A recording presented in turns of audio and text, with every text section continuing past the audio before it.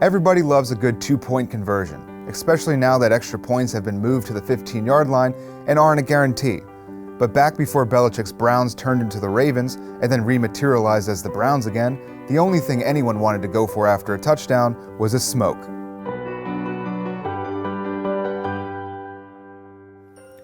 In the 1950s, college football had a problem.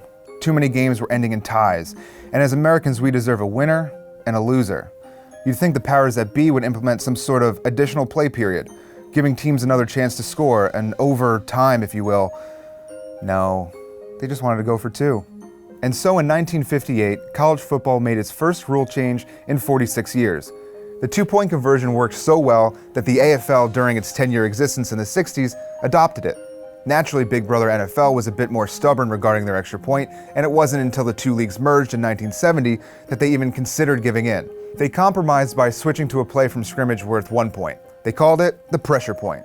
Surprisingly, this terrible idea made it through an entire preseason before being tossed in the trash, providing a nice cushion for all the science and facts being thrown away about repeated head collisions not being healthy. The pressure point. What a stupid f***ing idea. Just like the XFL, which decided to use the pressure point. It all makes sense now. Fast forward to 1994. The NFL had a problem. Too many field goals. It was a simpler time when kicking was ruining the game, affecting all those lucrative broadcast deals in the process. So what did the NFL do?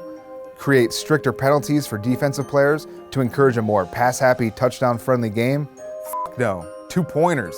In week 1 of the 94 season, we finally got our chance to witness history. The Cleveland Browns headed to Cincinnati, and after an 11-yard touchdown pass from Vinny Testaverde to Leroy Hoard, Bill Belichick was salivating. He sent Tom Tupa out to hold as he would on an extra point, but once the ball was snapped, Tupa jumped up and took off straight for the line. The Bengals team, anticipating a kick, could do nothing to stop Tupa from barreling across the goal line and into the history books.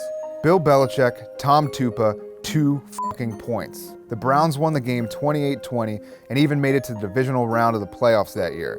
Tupa converted another pair of two-pointers that season, earning him the nickname Two-Point Tupa and becoming a local legend that Cleveland children still aspire to be. Following the 1995 season, the Browns announced they would be moving to Baltimore. Belichick was promised that he'd keep the head coaching spot after the move, but 1 week later he was fired. He never coached again. He coaches the Patriots now. 5 rings, Tom Brady.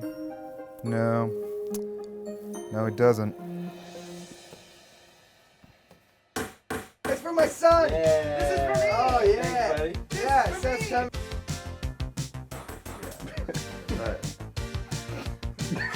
It's not good. Oh my God, that's right for my face. Yeah.